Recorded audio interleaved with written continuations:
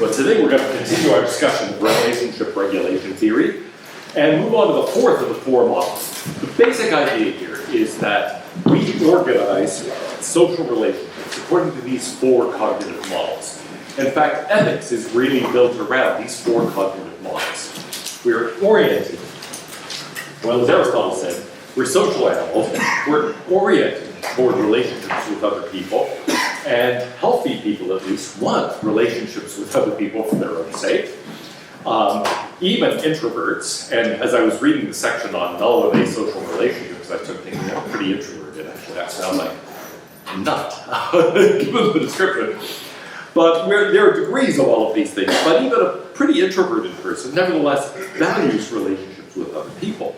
However, they think of those relationships differently.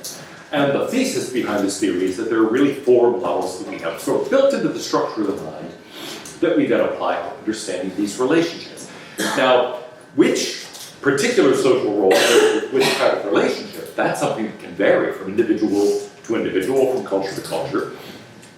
And similarly, how we implement these, we might care about quality, but quality of what, for example? And how do we sort of measure the more and the less here, and so on? Well, we're going to move on to the last, and in a certain sense, most complex of these cognitive models today, market pricing. So we've talked about several of these in connection with, well, first, communal sharing. If you want to think in terms of that Confucian idea of the different levels of moral understanding, it's the one that involves the self, and anyone is so close to the self that there really is not much of a boundary in anything, that things are fully shared with the other person. And then we've talked about authority ranking relationships, the kind of thing he includes under the friends and family circle, but vertically, then equality matching the horizontal. Now we've got the other, okay, the things that are on the outside of the circle, that don't require any specific relationship with another person. So let's think of examples that are primarily based on this kind of model, on the model of market pricing, where there isn't necessarily, I mean there could be, but there isn't necessarily a close relationship, a hierarchical relationship, an equality relationship. It's just, well, something independent of all that. Yeah? An employee at a store, like a cashier or something like that. Okay, good. So we've got, actually, there are two aspects of that, right? The employer-employee relationship is like this. So first of all, you might say, well, there's a market pricing relationship between the person working at the store and the person who hires them. But then also, when you buy something at the store or shop for something, you're in that kind of relationship with that person. So there is the employer-employee relationship, but also the buyer and seller relationship. And it seems to me that's true even if the price is zero. I've got I've got two beds that I want to get rid of. One is a bunk bed type of frame, and the other is a big oak frame for some other bed. And I mean, I'm not talking about the mattress and all that, just the wooden frames and all that. My daughters had this at various stages of their growing up. Well, they're old and moved, well, old, not old like me, but I mean, you know, they're grown up now and have their own places to live. And these things are huge, and I want to get rid of them. And I don't care if anybody gives me any money. So this can be like this, even if the price is zero, and it's on Craigslist that's free, right? It's still this sort of relationship. So it doesn't require that there actually be a price. It could be simply a giver or receiver, but not, of course, the kind of thing that among close friends giving each other gifts for birthday and Christmas. This is just sort of a, you know, general stranger type of relationship. Here, hold this away and you can have it type of thing. Okay, other kinds of examples of this sort of relationship. Yeah? Like a lawyer or accountant or a family doctor. Okay, good. Yes, any of those professional positions, lawyer, accountant, doctor. You engage such a person in order to accomplish a certain task. There's a kind of contractual aspect to the relationship. So it might be temporary, as when you contact somebody on Craigslist or you go to a store and interact with an employee. It may well be you do this in a specific context. You need to draw up a will, or you need to have some help with your taxes, or you're sick and you see the doctor, and so on. Other examples like that. Yeah. International trade. Good, trade of all kinds, yes. You're going to engage in international trade. You want to import something. Actually, one of my predecessors here, the fact that the person who hired me, who's responsible, good or bad way, your judgment is as good as mine, for my presence at UT, was somebody who had made a fortune in the import-export business before he became a professor.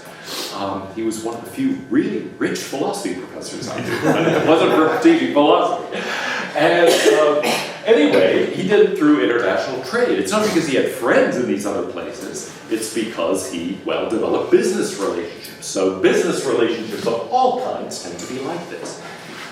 Now, friendships might grow out of those, right? And so it could well be that it doesn't stay, strictly speaking, this kind of relationship, but this is clearly it continues to be a significant aspect of the relationship. Can you think of any others? Yeah. Criminal activities, like criminal businesses, criminal. Ooh, okay, criminal activity. Yes, you might be part of a criminal gang. Now, suppose you're a gang member. You know, that's how most of us get into philosophy. Well, I'm joking. That's the secret camera. I'm joking. But anyway, yeah, what kind of relationship is involved there?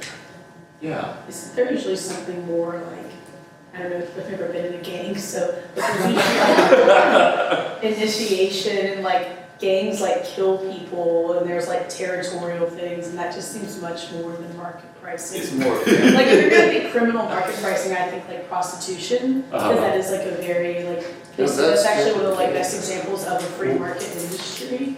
Well, all right, yes, we were talking about professional relationships like lawyer, Yeah, accountant, that's why I doctor, didn't suggest it. prostitute, or for that matter, electrician, or plumber, or carpenter, or, I mean, any of those trades, they might be white collar or blue collar, they might be illegal, or it might be legal, so any of those things would count into this. Yeah. Well, like on the gang thing, like you can go back like in the army, like you start out just like not knowing anybody, and like you get to like your new unit, you get haste a bit.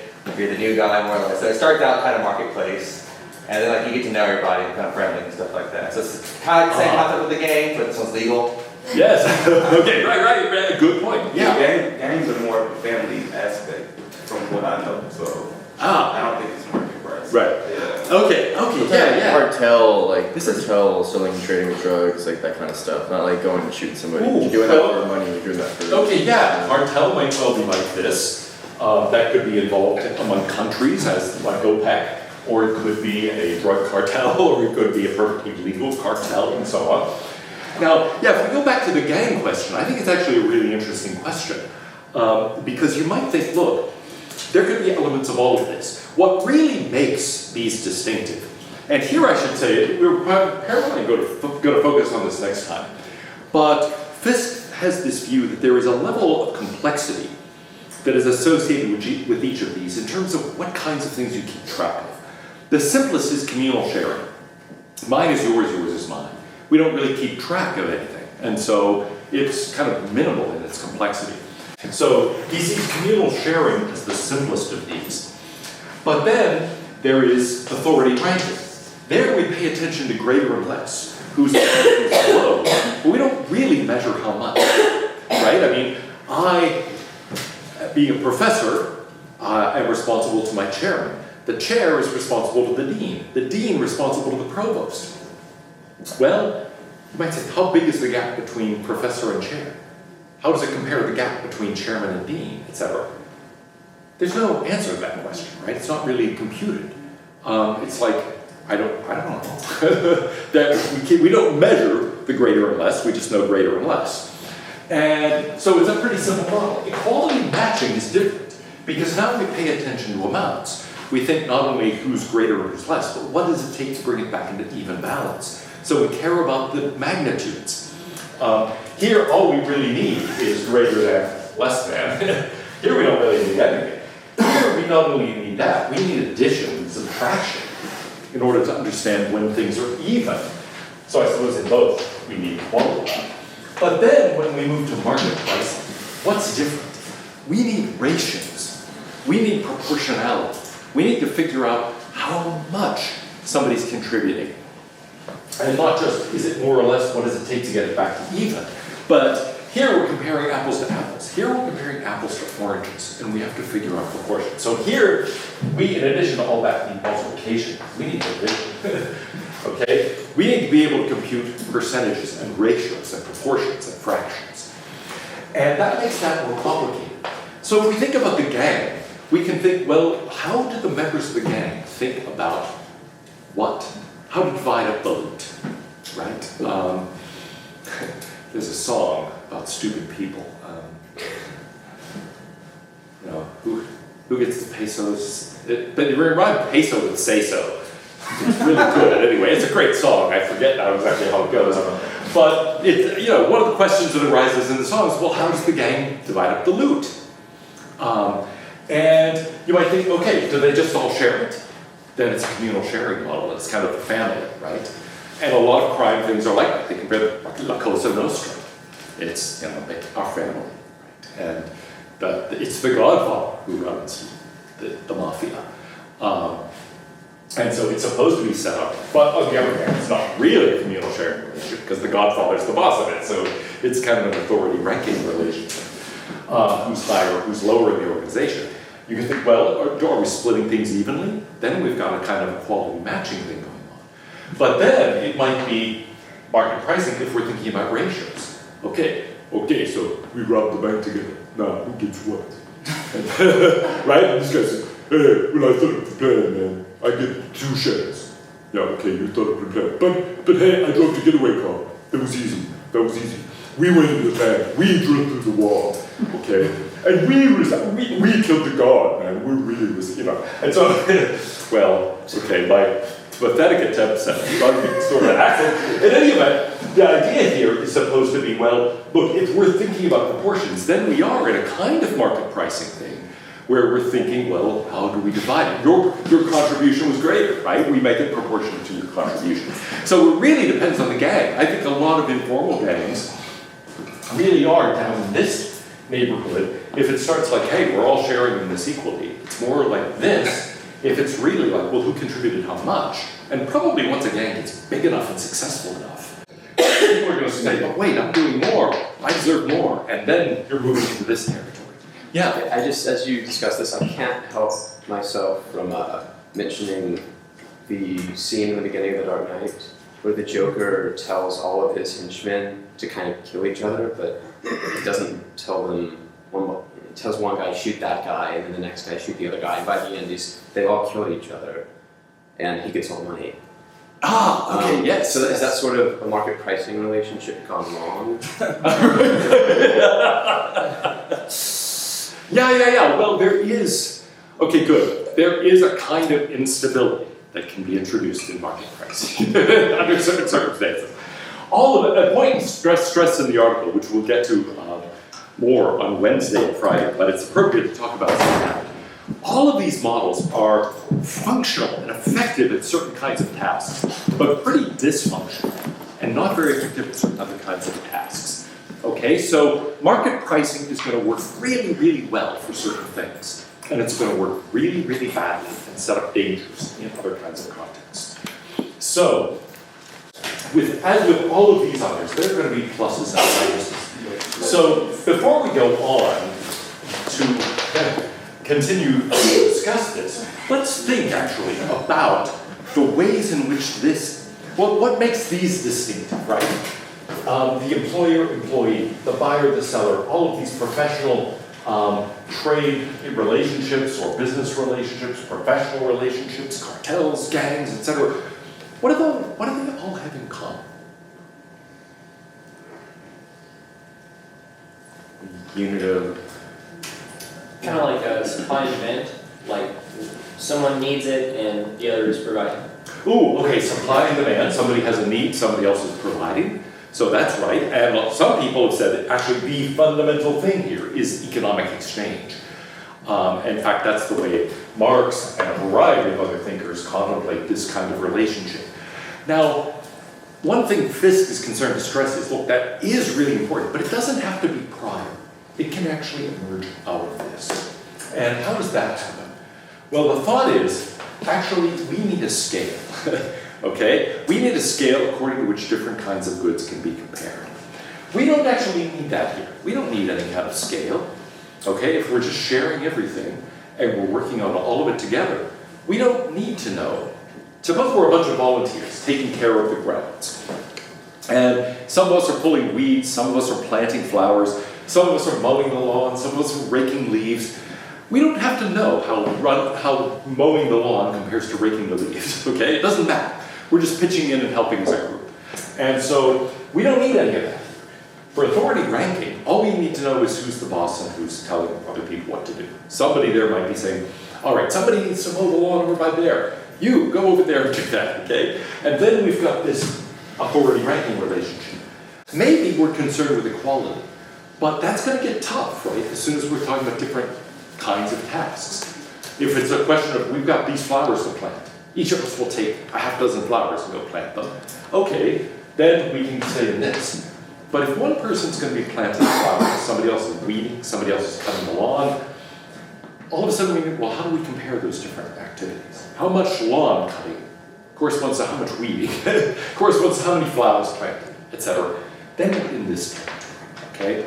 So, when we have to allocate different kinds of tasks, this is really, really helpful. It's hard to do that here. We don't know what's a fair allocation. Here we're not paying attention to allocation at all. Here we're just following somebody's orders. There's not really a question of fairness. Here it's just sort of, well, as long as things are comparable, we don't have any problem. But we don't have any way of comparing things of different kinds. If we're comparing different kinds of goods, this becomes very effective. On the other hand, now, it does mean that, well, okay, we're going to need a scale. We'll come back to that point in a moment, because I need to know how to compare things of different kinds on this scale. I need to know how to compare apples and oranges, these different kinds of things. But, so it's good for them, but there's a problem. What kind of problem? Well, it's partly what you bring out. My reward now, here, it's not really a question of reward, right? I mean, here, we're just sharing everything. Here, I can only gain a reward by gaining power.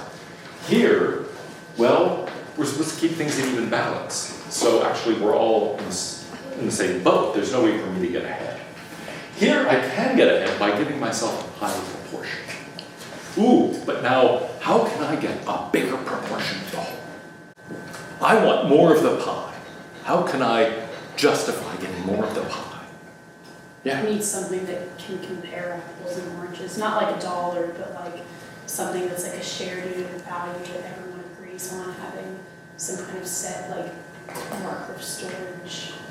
That's true. I need some store of value, whether it's money or something else. I need some measure that these things have in common.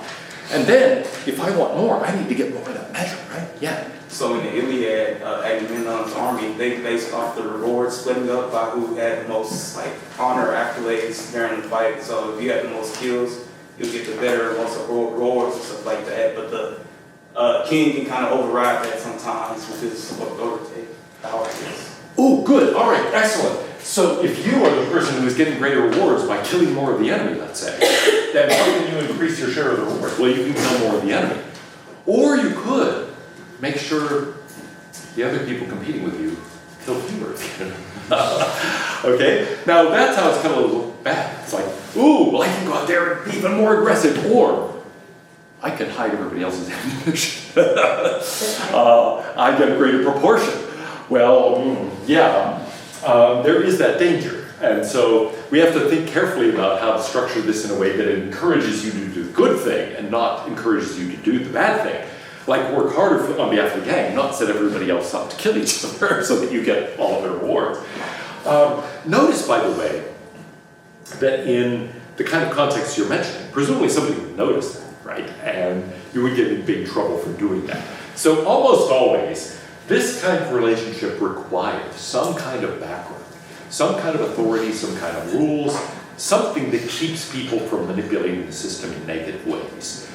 The way it's often put is that a free market economy requires the rule of law. And stated abstractly like that, it sounds like a nice political thing to say, but on the other hand, it's hard to see exactly why. I think that example you gave brings up why. Because this kind of thing is very effective at allocating different kinds of things. But only if people You might say, play within certain rules and increase their own proportion by doing positive things instead of negative things to other people. So it really does require a background. Otherwise, it can lead to cartels and corruption and all sorts of other negative behaviors. Now, let's think about, well, yeah, some of the norms that go along with this. So here I want you to think about what you look for in, let's say, what you would look for in someone you hire or someone you would work for. Well, insofar as we think about that, it feels a bit authority ranking related. So let's not worry about those ones that have this vertical mention too. Let's think about a buyer and seller type relationship. So, you know, you're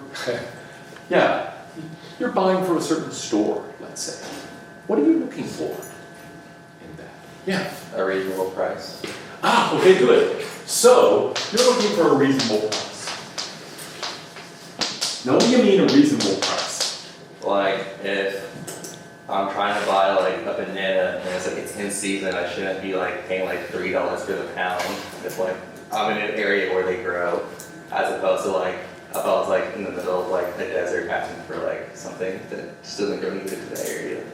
Ah, good. Okay, so yeah, I think about this scale, right? We mentioned it in background, in fact, maybe zero is, we need this common scale. So we have some idea of what a banana under these circumstances is worth. And then we want to make sure that this is priced fairly according to that scale. Maybe we care a lot about getting the best possible deal. And indeed, I have friends who are like this. I want the best possible deal. So who has the best price on bananas this week? They'll scour the newspapers for ads for bananas, you know, this type of thing. They'll go to the store, oh, that's too much for a banana. And by the way, on the common scale thing, Trader Joe's, which I can easily walk to from my house, prices everything by banana, not by the pound as all the other stores do. Which means you can't really do an easy comparison, right? Well, they have them for 39 cents a pound, but over here it's like, I don't know, 50 cents per banana. How much is a banana weigh? I don't know. Right? You feel really weird if at Trader Joe's you pick up one banana and stick it on the scale and say, oh, what? So anyway, it's like, that messes with your sense of whether that's a reasonable price or not. But you might look to maximize this in short. You might just say, look, I want it to be at a reasonable spot on the scale.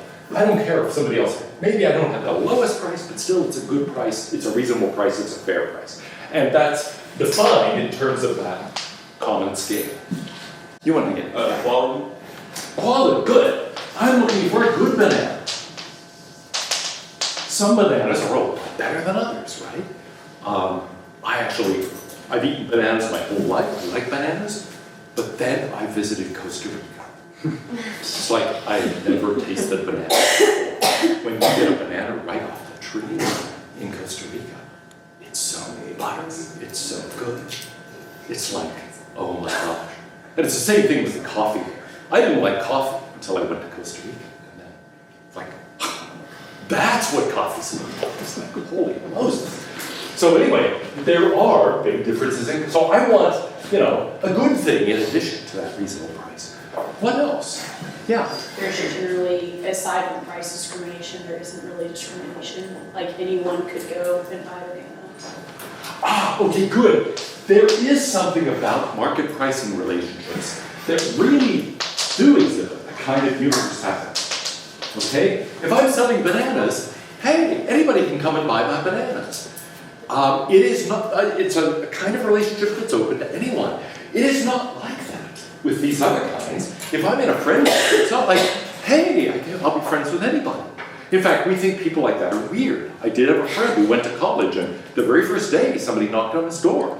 He opened the door, and this big guy from, I think, rural North Carolina said, hey, my name is Jim, and I want to be your friend. And he just, went down the hall and said that to everybody. And wait, no, that's not how friendship works, right? I mean, it's a little weird. And still less is it true for authority ranking relationships, right? If I just go around saying, yeah, I am the boss, I tell you what to do. I don't get to say that to anyone, right? But this, yeah, anybody can buy my bananas. Other things, yeah. I was gonna say, no false advertising, so you get what you promise. Good. Yes, so trust is really important. And you're right, that's gonna have to do with advertising and by believing you about this. So it will be a question of, let's say, truth. You're telling me the truth about the product. Sometimes if I'm looking at the banana, that's not too surprising. I can pretty well assess the quality of a banana just by looking at it myself. I don't have to trust the person selling it particularly. But a lot of products aren't like that. Okay, and so you have to trust that you are actually going to get something. For example, you go to a lawyer. Well, do you trust this person or not? Is that person going to represent you well in court or not? Do they know what they're doing? Are they going to rip you off? There's a lot based on trust there in a way that there isn't. You buy the banana, you know what you're getting, you know what you're paying. Last time I had somebody make up a will, and it was not, they didn't do anything. They just had to add one page. That was it, okay? And the bill for adding one page came to $1,742. And meanwhile, the guy said, hey, look, it was really interesting to read this will. Whoever drew it in the first place was awesome. I mean, I learned a lot. I thought, oh, great. I just paid $1,742 for your continuing education. So, that was way more than the original whole will. Well, never mind. Anyway. You can say, well, I not only rely on truth, but now a different element of trust too. For example, I've got to believe that you will reliably perform it. That if you're going to come to my house and be a plumber and fix my drain, that you actually know how to fix a drain and will do it, right? So I have to believe that you're telling me the truth. I have to trust that you will be reliable. I have to trust that your performance will live up to what you're saying. So I think that trust that you're mentioning is not only just truth in advertising, though it is that very important, but also, are you going to show up? Will you perform? I've known people who have a contractor who's going to help them remodel their kitchen, and then they show up, they tear it all apart, and then they just leave and never come back. That's actually what I did to my wife, but I didn't make any promises. 2 years later, all the cabinet doors are still off the kitchen cabinets. Oh well. Yes. This topic is very huge, but kind of going off of the trust is if you are screwed over, you can get your money or lost time or goodwill back. Like at a store, you can return something, and like if a lawyer does wrong by you or a doctor, you can sue them. Right. Okay, good. There is the possibility of compensation for injury or non-performance.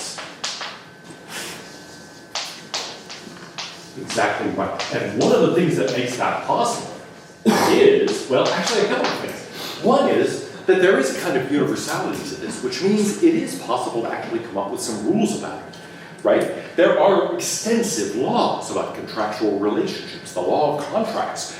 There are extensive laws about business relationships in general, about economic injuries and so forth. Notice there are not laws like that about friendship, right? You invite a friend over to a party and they don't show up and they were supposed to bring the beer. Can you sue them? Maybe with the law, you promised to bring beer. No, right? There aren't laws like that about friendship. But and still less in a way about these communal sharing relationships. But there are about this kind of thing. And part of what makes it possible is the common scale. So you don't perform, let's say, I sue you.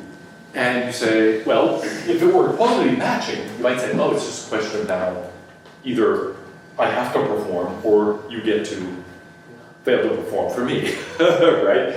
But here we can say, well, wait, how much was that worth? And we can actually assess monetary damages, let's say, for something that isn't strictly speaking monetary. Well, when we do that kind of thing, we're doing this sort of analysis. We're comparing things on a common scale. I was injured in a car accident that was clearly somebody else's fault. I was just going through a green light, boom.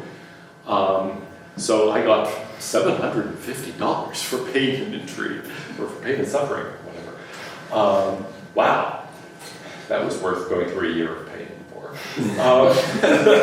But anyway, as you can see, I did not think that was a reasonable compensation for all of that. However, I've got to say, at least there was some attempt to compensate. It's not like, say, that Prius driver, let me hurt his back, cockroach, right? No.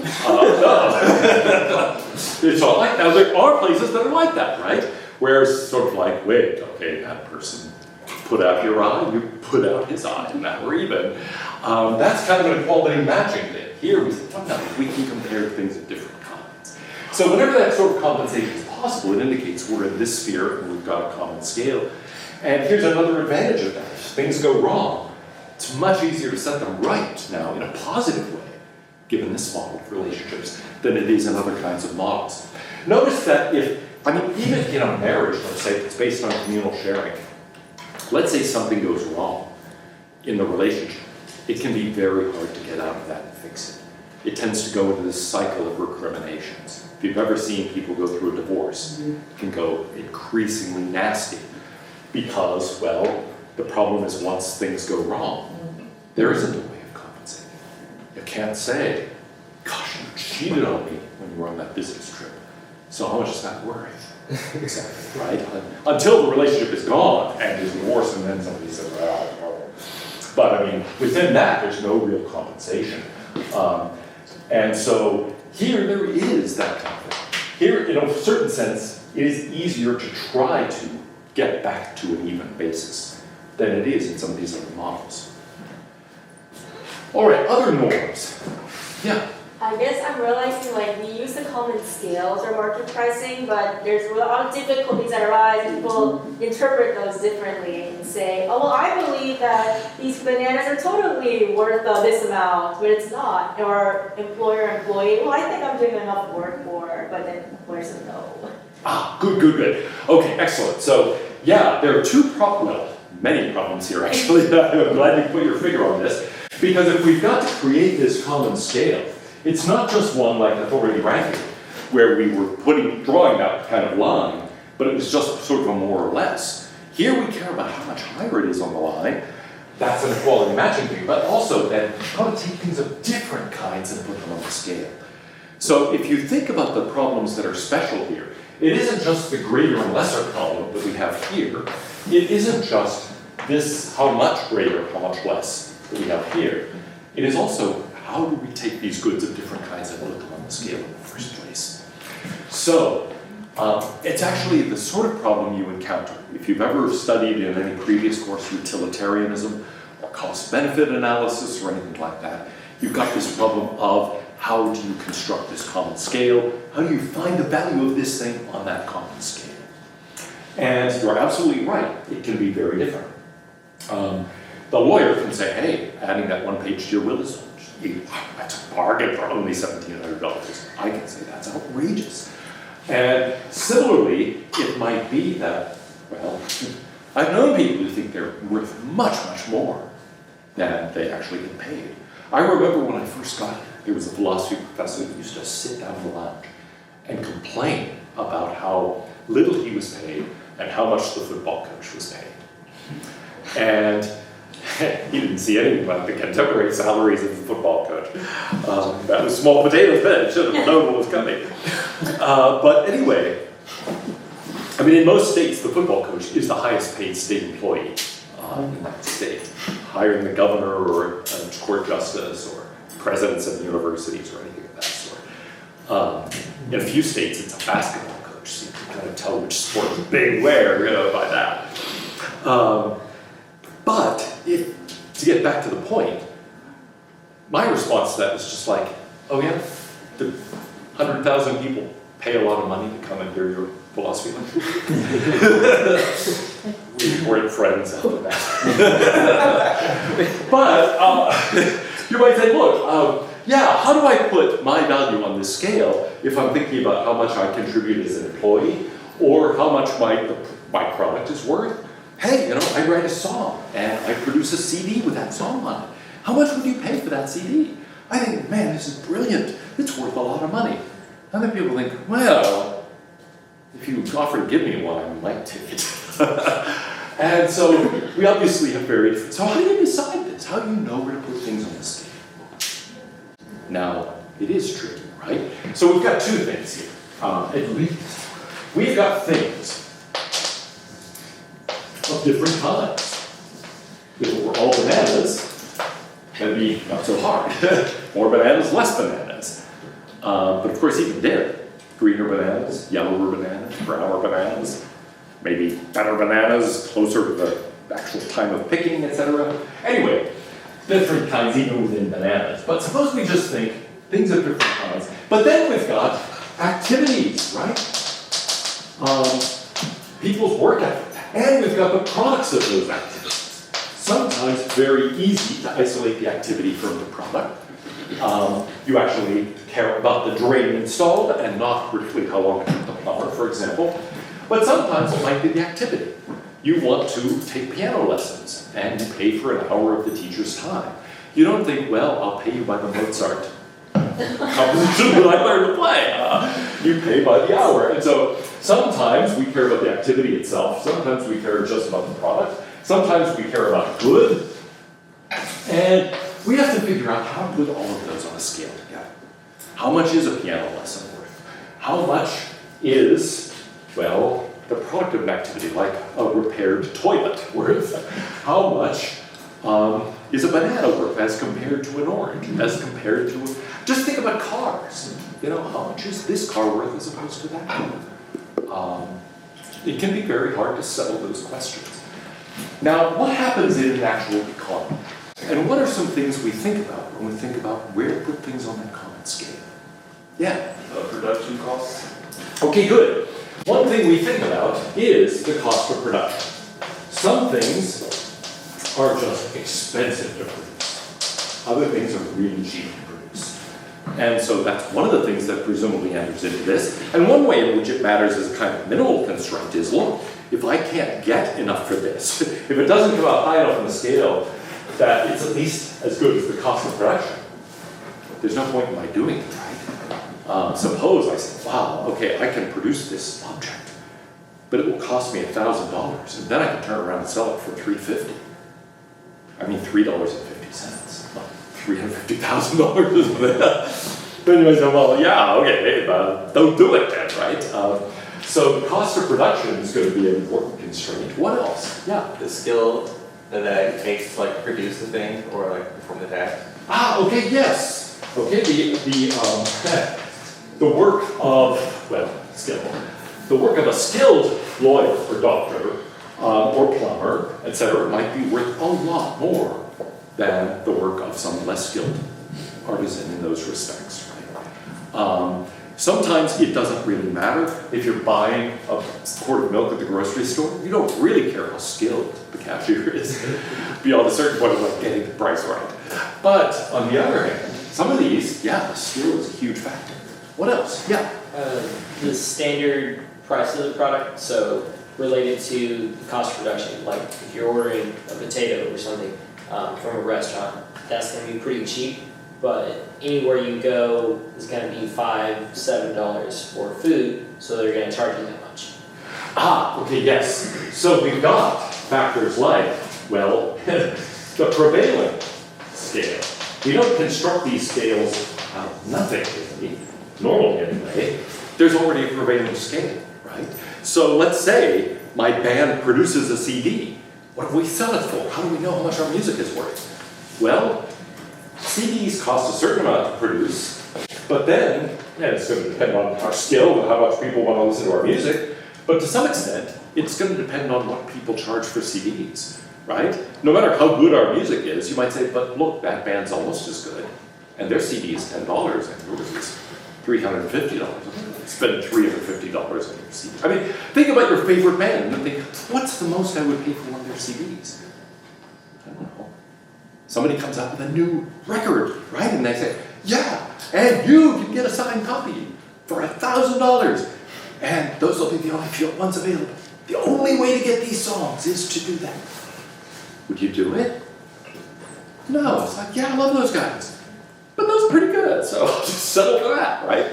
So in short, yeah, you've got to worry about what the prevailing scale is. What else do you worry about? Scarcity. Say it again. Scarcity. Scarcity of a good. Oh, the scarcity. Yes. Yeah, you care about the supply.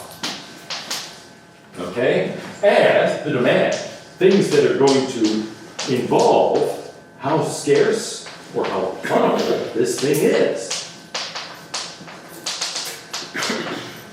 So are these things all over the place? Well then gosh, you know, that drives the price down. Is it really hard to get one? Yeah, it drives the price up. And that can be true independently of the value of the product. It may be too long ago for you all to remember, but maybe when you were little kids. Do you remember Beanie Babies? Okay, that was a big thing for a while, and people were paying phenomenal amounts of money for really rare Beanie Babies. Now, they had no actual economic value. The rare ones they didn't cost any more to produce. They didn't presumably take a lot of skill to produce or anything like that. But there was very low supply of these particular Beanie Babies.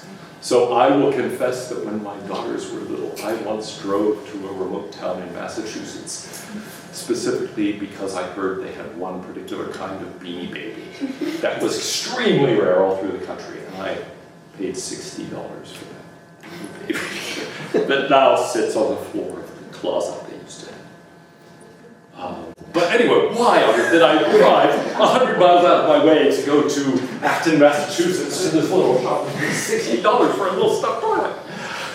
Because they were really scarce. Yeah. Now, this might be part of like cost of production and skill, but also like the cost it takes to acquire a skill. Like your lawyer's example, you know, it probably doesn't cost them that much to actually type that page, but how much did it cost them to go to law school to learn how to type that one page correctly? Oh, good. Okay, yes. So you might say, wait, this skill, yes, we care how good the person is. But now you're right. We can say, well, let's think about that. How much is that skill worth? And then we realize, aha, that's sort of its own separate issue. It generates the same kind of problem. So we get the question of, well, how scarce is that skill? And what's its cost, right? Because, for example, if somebody had to go to medical school or to law school, it's, well, that's expensive. And so the cost of that education gets built into the actual amount they can later charge. Conversely, what you can charge for that kind of education is going to be determined in part by how much they can earn with it. So, yes, you go into debt phenomenally, typically, to get a medical degree or a law degree, but on the other hand, you're paid a lot at the other end. Anybody who pays a large amount of money to get a PhD in philosophy is insane. Because there isn't that kind of big thing at the other end. But conversely, you don't have to pay professors a ton because actually we got paid to go to graduate school. We worked as TAs or got fellowships or whatever. And so we didn't have that huge cost and investment that then has to be recouped. The quality of the product, like I paid more for like a porcelain crown than I did my metal crowns, like when I was a kid. Okay, good. So yes, the quality of the product. How yummy are those crowns? That's going to be crucial, not only that I want something of good quality, but I'm willing to pay more for it. That puts it higher on the scale. Yeah. Maybe it's just like along prevailing scale, but like having control over the prevailing scale, like a monopoly. Yes, okay, good. We're assuming here that all of this is being done in a way that involves people's free choices, right? But what if it's not? So you're right, there are various things that can be involved here that aren't just part of the free exchanges and part of the system that's operating here. We can have dangers. So I ought to put little red flags since I'm not competent to draw them. I'll just put little arrows here. And yeah, one of them is the possibility of a monopoly. That's something that may change the pricing structure a lot. And that can happen partly because the monopolist says, you want bananas? You can only get them from me, okay? Or it might be a different kind of thing. There are natural monopolies. So for example, the water system in most places is, it's a public utility. It's a monopoly, really. And it would be odd that competing water services, different companies laying different pipes around and this type of thing. So usually it's a natural monopoly. But then you really do face a problem. Well, what's a fair rate for water? And regulatory agencies get into very tricky questions when they try to figure out, well, how much is it fair to charge you for water? Or electricity, or any of the other things that are done under such monopoly circumstances. They're trying not to set it up so the monopolist can take advantage of you. But nevertheless, to decide what is appropriate here is really hard.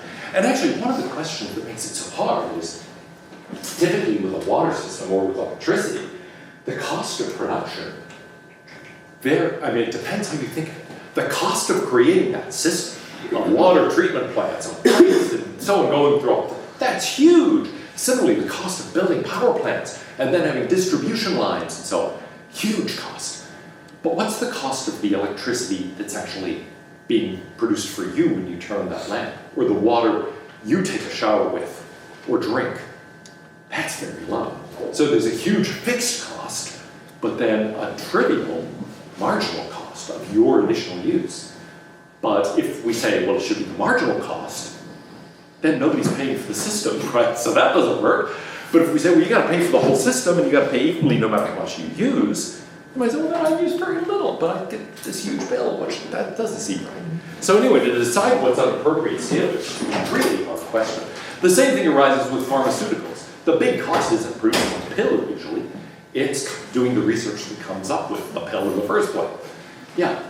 Then, I don't know, like, then why have like costs for things that used to be lower when they had more monopoly, like certain drugs like actually increased since like the government has tried to break them up? Okay, good. Like I think things like those costs have actually increased, like Right. with more regulation. All right, that's a great than question. Just a pure. That's right. I mean, sometimes when people And like similar deregulate, things happen to railroads, like it was after a lot of regulation, the prices actually skyrocketed. right. So sometimes regulation seems to lower prices. Other times, as with airlines or electricity, it seems like regulation for most people raises prices, and when they deregulate, it drops prices. What's the difference? Why does it sometimes make the price higher and sometimes lower? Because they aren't concerned with actual efficiency, like monopolies still won't produce beyond a point, like where they're maximizing profit, because that's like how companies decide to produce, so like they're basically forcing them to produce beyond what they would. Okay, good. Sometimes it's because through regulation, for example, people are required basically to lose money on certain kinds of customers. So that can change the system in a variety of ways that advantage some and disadvantage others. Yeah. If the government, like an example of when it would go higher would be if the government increases regulations on something and then the company has to pay more money for lawyers. They have to pay more money for lawyers because those lawyers had to spend more money to go to law school and back it goes. But whereas I think when prices go down with regulations, probably what you would say. Okay, yeah, I mean, sometimes it is due to that kind of factor, and it depends a lot on what that competitive environment looks like that's created by deregulation. Sometimes it's really because the government in regulating something or in running the monopoly subsidizes it heavily. So for example, railroads, Amtrak, you're not paying even now the cost of actually taking you from New York to Baltimore or something like that on railroad. The government is subsidizing those costs a lot. And if the government weren't doing that, and it was taken over by a private enterprise, they'd realize, whoa, we've got to raise prices. This is losing money for the government. And sometimes, as in Pennsylvania with alcohol sales when I was young, the government lost money having a monopoly on alcohol sales in Pennsylvania. Now, how can you have a monopoly on alcohol and lose money? I don't know, but the state of Pennsylvania did it. And so, cheap beer. well, that's true. Beer was excluded. You could buy beer all over the place, which is why in Pennsylvania beer was a big thing, and nobody drank wine or other things because it's like, it's hard to get, expensive, and you can't even see it in the store. Anyway, so all of this is relevant to a variety of questions about market pricing. Next time, what we're going to do is look at the way in which all of these generate ethical systems, and then how we think about ethical disagreement and moral conflicts in terms of the clash among these elements.